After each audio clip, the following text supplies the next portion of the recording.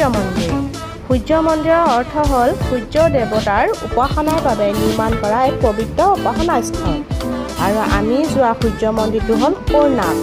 কোণাৰ্ক সূৰ্য মন্দিৰ উৰিষ্যাৰ কোণাৰ্কত অৱস্থিত। 1250 খ্ৰীষ্টাব্দৰ পূব গংগা ৰাজবংশৰ ৰজা প্ৰথম নৰসিংহদেৱে ইয়াক নিৰ্মাণ কৰিছিল। এই মন্দিৰটো দেখিবলৈ সূৰ্য দেৱতাৰ এটা বিশাল শিলৰ ৰথৰ দৰে।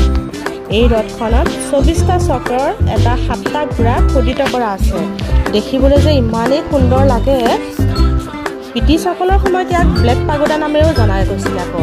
কিন্তু এই বস্তুবিলাকৰ বিষয়ে জানিবলৈ হ'লে এজন গাইড লোৱাৰো দৰকাৰ। এই মন্দিৰলৈ যাবলৈ দুটা পথ ব্যৱহাৰ কৰা হয়। আপুনি বুঢ়ীধামৰ পৰা যদি আহে এই ৰাস্তা এটা আছে, আৰু আনটো হ'ল ভুৱনেশ্বৰ পৰা আহোঁতে পায়। আমি গৈছিলোঁ ভুৱনেশ্বৰ ফালৰ পৰা। মন্দিৰ ৰাতিপুৱা 6টা বজাৰ পৰা সন্ধিয়া 8 বজালৈ দৰ্শনাৰ্থীৰ বাবে খোলা থাকে। ইয়াত টিকটৰ মূল্য হ'ল 40 টকা। অনলাইন অলপ কম হয়। যদি আপুনি সেইখিনি QR ক'ডত আপুনি অনলাইন কৰিব বিচাৰে 5 টকা কমাই দিব। ষ্টুডেণ্টছৰ কাৰণেতো ফ্ৰীয়ে, ফৰেনাৰৰ কাৰণে কিন্তু 600 টকা। সন্ধিয়া টাইমত ইয়াত এটা লাইট আৰু চাউণ্ড শ্ব' হয়।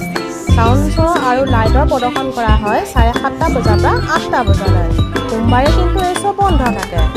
আচলতে অলপ থুলমূল কথাকেইটাহে মই আপোনালোকক কৈছোঁ, কিন্তু তাত গ'লে দেখিবলৈও ভাল পাব, জেগাও ধুনীয়া লাগে, চায়ো ভাল লাগে, আৰু তাৰ বিষয়ে বহুতখিনি বস্তু জানিবলৈ পৰা যায়। কেনেকৈ আমাৰ গণনা কাৰ্য চলিছিল সেই মন্দিৰত, গোটেই কথাবিলাক এজন গাইড ল'লে সকলোখিনি ধুনীয়াকৈ বুজাই দিয়ে।